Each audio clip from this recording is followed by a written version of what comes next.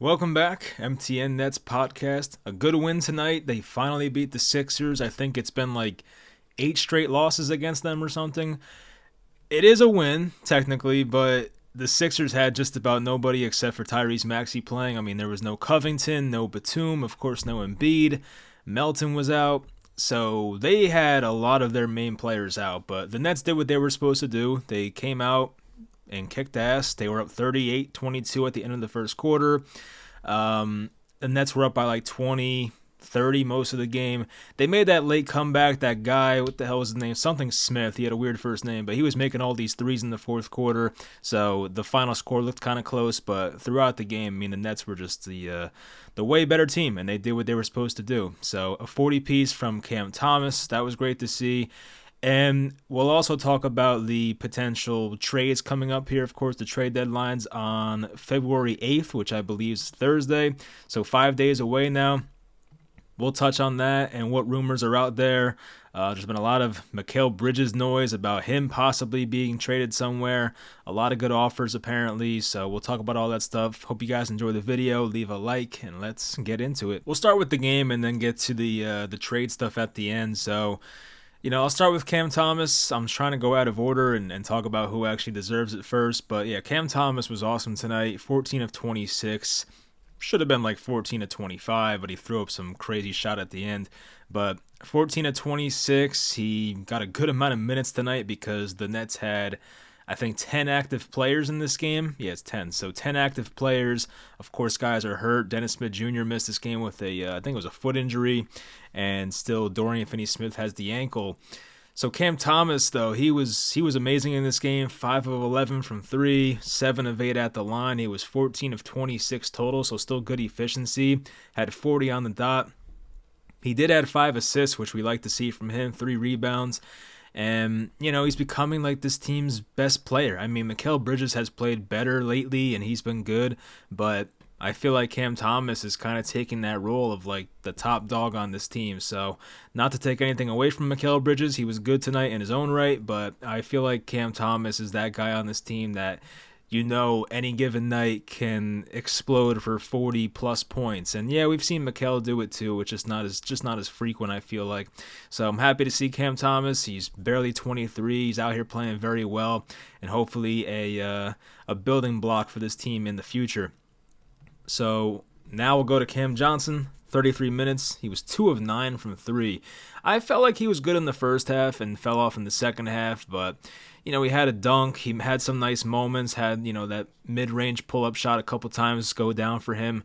Had 13 points, had 2 steals, 1 block, 3 assists, 7 rebounds. So not a bad day for Cam Johnson, but shooting 5 of 12. You would hope it's a little better than that, but like no biggie there. It was fine. Mikal played 32 minutes, and unfortunately for Mikal, he fell 1 3-pointer shy of breaking a franchise record. Mikal, coming into this game, had 6 or more 3-pointers in 2 straight games. No net has ever done that for 3 straight games, and Mikal got to 5 3-pointers entering the fourth quarter. And then he missed 2 in the fourth quarter, and then he was benched because the Nets were up by so many points. So unfortunately, Mikal Bridges did not become the first net to break that record, so that's a damn shame. But he played pretty well tonight. Another guy who I think looked better in the first half. I think at one point in the second quarter, Mikal really had it going, so it was good to see once again. He's been way more consistent lately. He's a guy who's been in a ton of trade rumors. I still don't think he'll be traded, but you never know. I mean, I've learned from the James Harden situation. I remember back then, 2 years ago at this point, I did not think he'd be traded, and of course he was. So I never want to say it's not going to happen, but still, Mikal Bridges getting traded is probably not expected unless they get like a great offer, which maybe they do, but we'll see. Nick Claxton was amazing in the first half. Not as great in the second half, I feel like, but first half, Nick Claxton, just tremendous. 26 minutes only, but 4 of 4 from the field, 4 of 6 at the line, 15 rebounds, had 4 assists, had 4 blocks, had a couple of really amazing blocks in this game, and he was just physical, and he was a guy who looked like a $20+ million per year player tonight. That is kind of the problem with Claxton, is sometimes he looks like that and sometimes he's not too impactful. We all saw that Suns game on Wednesday, I think it was, the KD return, and Nurkic had like 30 something points, and like you can't have that if you're Nick Claxton. So there's some matchups where Claxton will look like one of the best players on the floor, and then some matchups where he's not impactful enough. But tonight was a great matchup for him. No Embiid. There was Paul Reed, of course, but Nick Claxton was dominant in the first half of this game. Dinwiddie, I mean, he's just there. He had 6 assists. That's fine. But 1 of 5, made 1 3-pointer. Not much to say there. Hopefully his days as a net are numbered at this point, and he should be traded by Thursday, but still hasn't happened yet for some reason. Royce O'Neal played pretty well. 3 of 5, 2 of 4 from 3, had 2 assists, 4 rebounds. I liked what I saw. He had a nice floater, too. There was a point when the Sixers had a momentum. Cam Thomas got doubled on the right wing. He had to dump it off to Royce in the corner. And with the shot clock expiring, Royce threw up this floater, like a baseline floater, which is a tough shot, and he actually made it, nothing but net. So that was a great shot there by Royce. You don't see that too often. Watford and Giles got some fourth quarter minutes, and both looked pretty good. Giles had 8 points. Watford had 9. Giles made his only 3-pointer, and so did Watford. I think both those guys were wide open on those shots, but still, I like to see, the big guy stretching the floor. I wish Watford played more, but, it has not been happening lately for him. But, same for Harry Giles. I do think there's points where the Nets can give him minutes. He should have been playing in the Phoenix game on Wednesday, but for some reason, Jacques Vaughn and this organization is just not really keen on playing him, so it is what it is. But I feel like we saw what happened on Wednesday versus the Suns, where Nurkic came in. They had no center. Their center was Royce O'Neal, who's like 6'6". And obviously Nurkic had a field day. He scored like 3 straight possessions. And I feel like that's a perfect time for Harry Giles to come in. So I was kind of disappointed to see that, but Harry Giles was out here tonight playing pretty well. I know it was garbage time, but still, it was good to see. Ben Simmons only played 14 points. It was weird. Ben Simmons came back in the game in the fourth quarter and only stayed in for like 30 seconds. So I don't know if he got hurt again or if it was like just something weird happened. I don't know. They showed that one clip of like his knuckles bleeding. I don't know what the hell happened with that, but he came back in. So I don't know what to expect. But hey, the Nets now, I believe, are 5-3 this year in games where Ben Simmons plays. So that's the good news. He did not even look at the basket once today. I don't think he even got the ball in the paint today. There was one time I think Cam Johnson tried to give him a bounce pass in the paint and it got intercepted, but Ben Simmons was not even close to shooting the ball tonight. Had no field goal attempts, no points, but he impacted the game with 9 rebounds and 5 assists. He came in right away and looked great. Had a couple of bad passes tonight, Ben. One of them was a turnover. One of them got knocked out of bounds. But, I feel like when you watch Ben Simmons play, he's definitely a positive for this team. So hopefully he stays healthy and works up that value, because hopefully in the offseason this team can move off that contract. I don't know if Ben's in the future plans of this organization. I hope not, because he has proven to be way too unreliable at this point. But of course, Ben has one more year on his contract after this. So if the Nets want to trade him, they probably can do it this summer. So we'll see what happens. But I think it's in the best interest for all of us that Ben Simmons plays well, because that just, probably makes it easier to get off of him when you trade him in the summer, hopefully. Lonnie Walker played 30 minutes. Great to see. He was 8 of 16, gave us 20 points, 3 assists. Almost had the dunk of the year for the Brooklyn Nets. This would have been awesome. It was an alley-oop 2-on-1. Royce O'Neal threw an alley-oop, and it wasn't the best alley-oop. He threw it in a position where Walker had to really reach back far and tomahawk it. I feel like if we had Vince Carter or Gerald Green, those guys probably convert, but Lonnie got stuffed by the rim. So it's unfortunate, but it would have been a great highlight play. But Lonnie was great. Knocked down a few threes. He made his only foul shot. Like, he was a positive tonight, getting in the paint and, kicking the ball out. So I liked what I saw there from Lonnie. He's a guy who could be like one of those low-key trade candidates for this team. I kind of hope they keep him. Like, Lonnie's only like 25, I think. I'm going to check real quick. But Lonnie is still pretty young. So he's 25. He just turned 25 in December. So he's a young guy. I would like to see Lonnie extended and have him be like the 6th man of the future here, but We'll see. It depends what kind of offers are out there.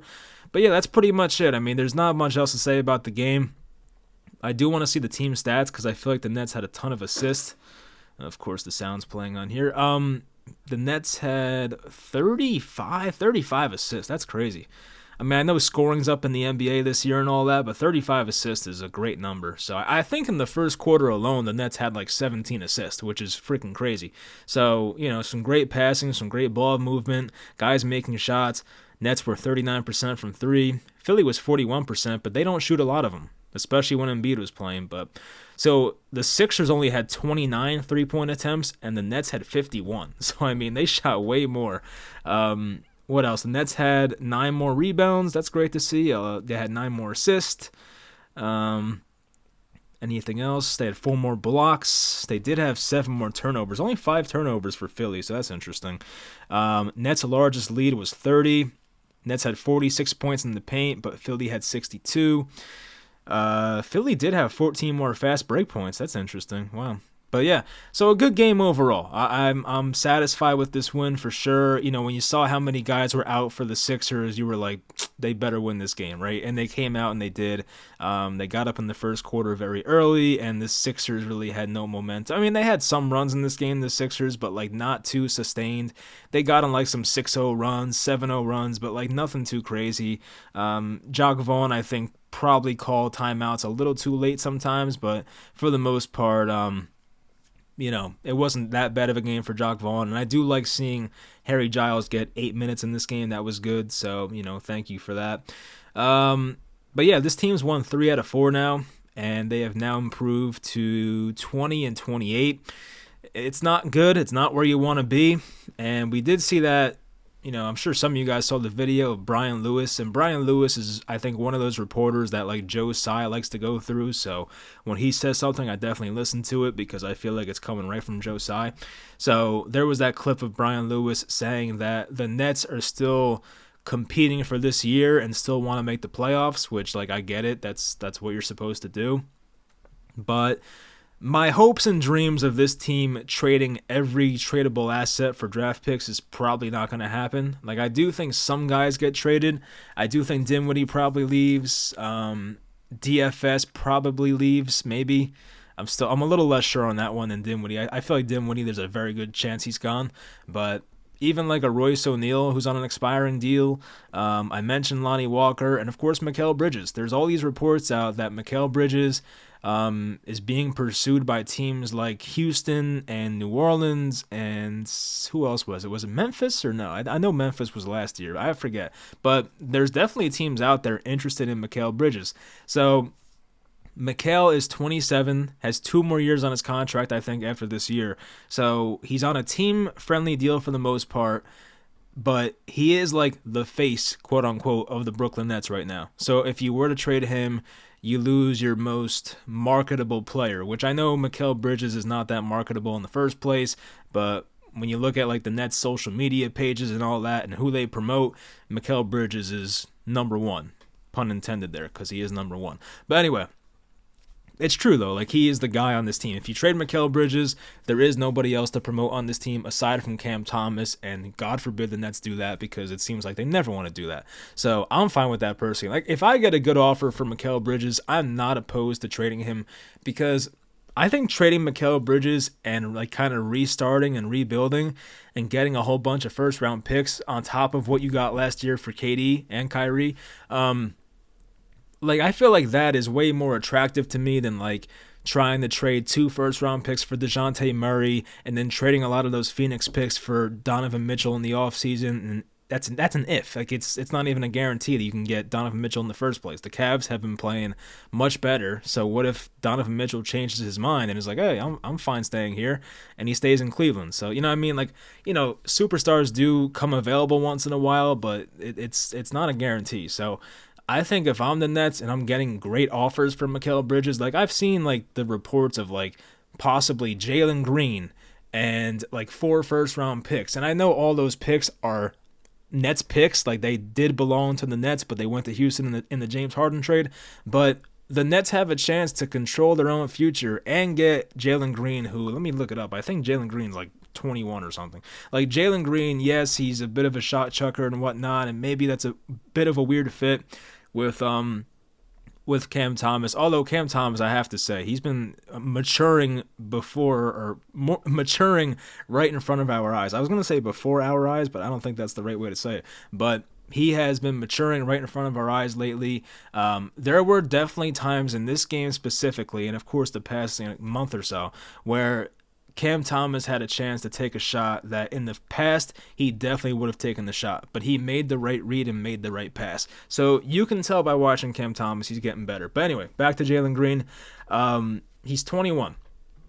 21-year-old, averaging 18.4 points per game this year. Is playing 4 less minutes than last year per game, but last season he averaged 22 points per game as a 20-year-old in the NBA. Like, me personally, I get that Mikal Bridges is a better player right now and great contract for a couple more years, but if you can get this guy who was a second overall pick a couple years back and has the crazy athleticism and a great shot maker, like if you can get that and get all your picks back, I mean, it's very worth looking into. I'm not going to sit here and say I'm 100% on board with it, but if you're the Nets, you have to be honest with yourselves. Like, where's a team? Like, my problem with the whole like DeJounte Murray and Mitchell thing, like, where is that team going? If you get Murray, you get Mitchell, you have Bridges. That's like your big three, quote unquote, which is that's a much worse big three than what we once had here. But if that's like your big three, how far can that team go? And if you do get those two players, Murray and Mitchell, you're gonna have to trade. As I said, a lot of those Phoenix picks, probably, if not all of them, I mean, probably at least 2 of them. So, you're missing out on those, and you're going to impact your depth. Like, that's the thing. You're going to impact your depth. Like, a trade for DeJounte Murray would probably only take Dinwiddie plus picks, hopefully. So that's not too bad in terms of depth. But if they were to trade for Donovan Mitchell in the offseason, like, how many players is that going to cost? Like, you may have to lose Cam Johnson in that trade. You may have to lose, I don't know, like some other decent player. I can't even think right now. Maybe like a Noah Clowney or a prospect like that, or Derek Whitehead. Like, I could see the Cavaliers wanting somebody like that. But, yeah, maybe it is just Cam Johnson and it's Clowney and it's a couple first. Like, I don't know what the cost for Donovan Mitchell would be. But my point is, if you're going to get those guys, you're going to have to take assets away from your team. Obviously, it's a trade. So that was the good thing about Katie and Kyrie is they came here for free. Not for free, but like no assets giving up except for money. They were free agent signings. I mean, the Nets technically traded D'Angelo Russell for Kevin Durant, which obviously you're doing that every time. But they gave up no draft picks or anything like that, just money. And that's the great part about that signing, or those signings in the offseason, was like it didn't cost any players. It was just money. But now if you were to trade for Donovan Mitchell, you're going to impact your depth, and I still don't think that team would go. I don't want to say like they're a second-round team. I think in the right circumstances and injury luck goes our way, there's probably a chance that core of players, Murray, Mitchell, and Mikal, go to the Eastern Conference Finals. It's possible, but I just can't see a team like that winning the finals. I just don't think it's going to happen. So, it's not perfect. That's the thing. I feel like, yes, if you were to trade Mikal for a bunch of draft picks, you have to hit on those picks. But the one great thing about Sean Marks that has been continued throughout his tenure here is that he's been a good drafter. Like, that's the thing. Like, he did draft Karis LeVert. He did draft Jared Allen. He did draft Cam Thomas. He did draft Day'Ron Sharpe. He hasn't had that many high picks here. I don't think Sean Marks has even had a top 20 pick since being the Nets GM. So, I mean, that's kind of crazy. But he even found Nick Claxton. Like, that's like 5 guys right there. A few of them are really good NBA players. Karis, Jarrett, Nick Claxton, like guys that were like borderline all-stars. I feel like, didn't Jarrett make the all-star team last year? He might have been like right on the cusp, but he was like right there. So, you drafted some really impressive players if you're Sean Marks. That's the thing about Sean Marks that I like, is he's a great drafter. And, that's why I'm more of a fan of getting some picks back and not trying to go all in right now, because the Nets have done this twice now in the past decade. 2014, it might have been 2013 technically, but you trade for Paul Pierce and Kevin Garnett and Jason Terry, and you're team went to the second round and got demolished, right? And then that team got broken up. And then you trade like 8 first-round picks for James Harden, and you had a real shot to win a title one year. Everyone got hurt, so it is what it is. But, that kind of blew up too. So you're trading like 7-8 years worth of draft picks, and we know about the Celtics trade. It was like 4 first-round picks and like 3 swaps or something. So you made the Boston trade, then you made the Harden trade, all for basically one season of going for a championship, right? The Nets were a second-round exit in 2014, and then in 2021 they lost in 7 to the Bucks in the second round. So the Nets are out here trading like 6-7 years worth of draft picks for like 1 year. And who's to say if they get Mikal, Murray, Mitchell, that it works out perfectly? Like, who knows? You know what I mean? Like, as a Nets fan, I'm just naturally pessimistic that these things will not work out. So we've done it that way for the last decade twice, and it went horribly, right? The Big Three is probably the biggest failure in NBA history, maybe all of sports, and the Boston trade in 2014 may go down as the worst trade in NBA history because it resulted in Jason Tatum and Jaylen Brown and technically Colin Sexton too. So the Nets are on the wrong side of some of the worst moments or just, whatever in the NBA of the past decade. And I feel like going down that same path again is just dumb. Like they just haven't learned their lesson, like Billy King did it in the Celtics trade and it ruined their future. Sean Marks did it in 2021, getting Harden, which I understood it. I didn't love it, didn't hate it. I understood it, and it probably should have worked out, but, stuff happened that was out of their control for the most part. But I just don't want to go down that road again. I really don't. Like, yeah, it'd be fun. It'd be fun to watch Murray, Mitchell, Mikal. It'd be fun, right? Triple M, it'd be fun.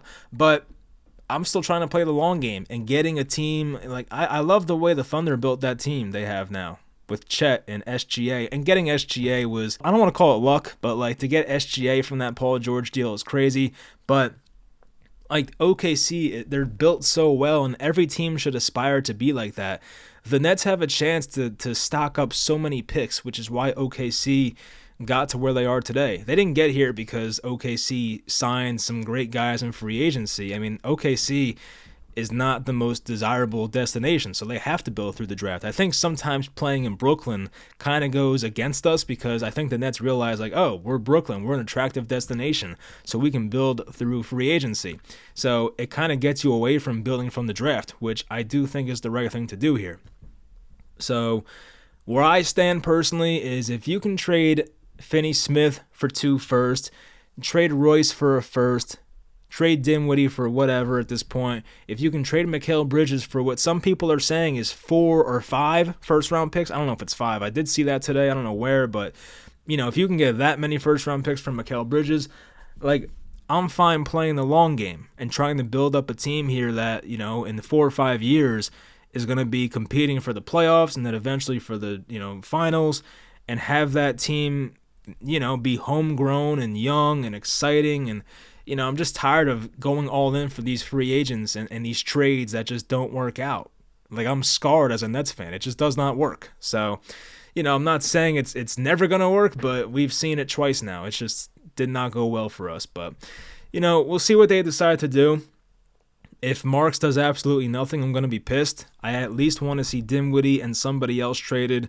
As I said, I do think most likely it's going to be Spencer and Finney Smith traded.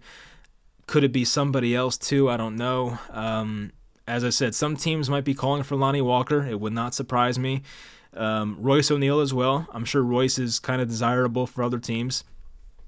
And Mikal Bridges, of course. So I don't think that'll happen. Even like Harry Giles, like maybe a team takes a shot on him. I don't know. But if and when a trade ever happens, I'll definitely come on here and talk about it. I think a year ago is when Kyrie requested his trade, by the way. I think it was February 3rd last year. So sad day for me as a Kyrie fan. But yeah, this team has won 3 of 4, looking better.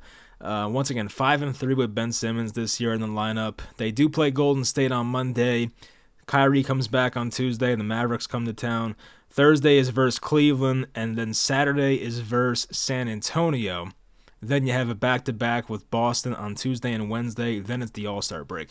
So we have 7 games, I think, until the All-Star break, or 6. 6 games until the All-Star break. So personally, I would love to go like 3-3 to be realistic. But if they can somehow go 4-2, that's great. Obviously, playing Boston's not easy. Cleveland's been great. Dallas is, Dallas is like a mid type team, but they have one of the best players in the league, obviously. Golden State is looking a little better now, so I don't know what to expect there. Um, so yeah, we'll see what happens, but I'll take 3-3 and go into the All-Star break at 23-31, which is not ideal once again, but I just hope the Nets are not going all out to make the playoffs this year. I would hate that if they were buyers at the deadline. That would be so stupid in my opinion. But we'll see what happens. I just don't want that to be the case. Like, there's just no point. If you're a play-in team and like why would you go all out to make the playoffs? I just would not understand that at all. So hopefully they don't, and hopefully they make the right moves and get some draft picks and get some young prospects and put this team in the best direction for the future. That's all I want. So that's going to do it for the video. It's a good win tonight, and I'm trying to think next time I'll talk to you guys. Let's see. Deadline's on Thursday, so assuming no trades happen until Thursday, I'll probably just wait until then after that Cleveland game to talk to you guys, but if something happens on Monday or Tuesday, then I'll talk to you guys then. But I guess we'll see what happens. It depends what trades are done and all that. But we'll see. Hope you all enjoyed, and I'll talk to you guys next time.